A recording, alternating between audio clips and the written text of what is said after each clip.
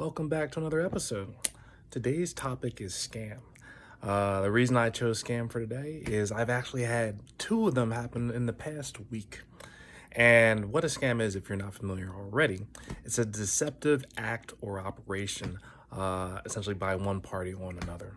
So the biggest piece that probably burns the most, just in regards to the scam, is being on the receiving end of it.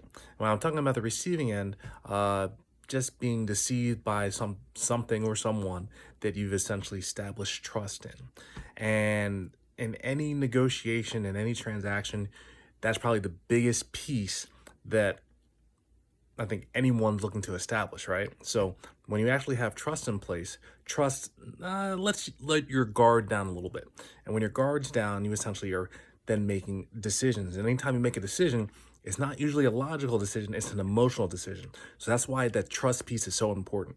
Because if there's trust there, the emotions are kind of like a little bit more relaxed and they kind of just let whatever kind of come through, just in regards to that decision making process.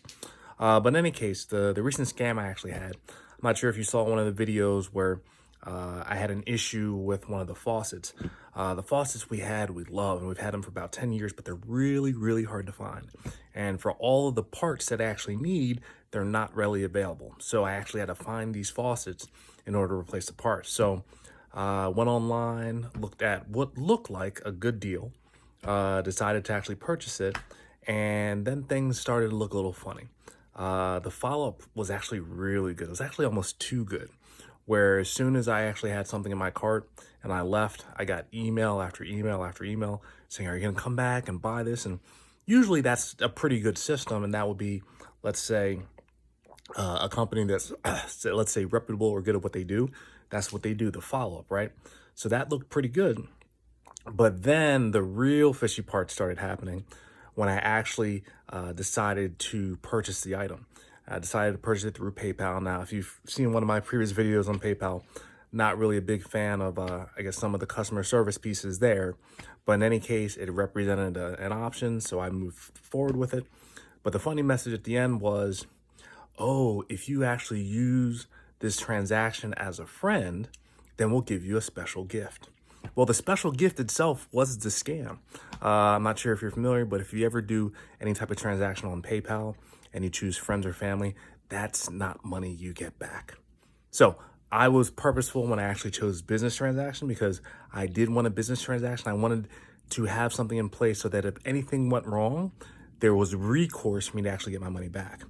And sure enough, as soon as I executed the transaction and I saw what was going on, where all of a sudden the individual that was actually selling me the item actually changed the email address and name, everything. So as soon as that happened, I knew there was something that was off.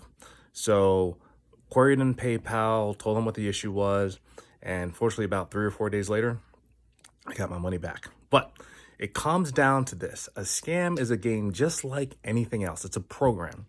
And what you actually have to be aware of are what are the rules of the program and what are the signs to actually look out for. So if something looks a little fishy, you got to start smelling, okay, why does it look fishy? What about it is actually odd? Because just as anything kind of has a signature or there's certain things that stick out, the same thing actually works for a scam. So remember, scams are looking to create and establish trust. So if there's someone there, if there's something that you want, there's something that they want to essentially be able to put in front of you where you're just like, ooh, I want that. What do I actually have to do to get it? So that's just something to watch out for. Now, that's not the biggest scam I've kind of fallen into, but I've been fortunate enough to be able to navigate my way out. And well, if I have time, I'll talk to you about the 6-figure scam that I almost fell into, but fortunately got my way out of that one. And whew, that was a lot more stressful. So fortunately, the challenges that we actually have in life are to prepare us for what comes next. So I like to say that I've had experience with some of the bigger scams. So when the smaller ones actually do come by, I'm a little bit more aware and I'm ready for them. So in any case, wanted to share this little talk with you on scam today. Again, it's something just to be wary of, to watch out for, because the world's a never changing place and you have to make sure you protect yourself. So more in store. Stay tuned. All right, more in the next episode. Bye.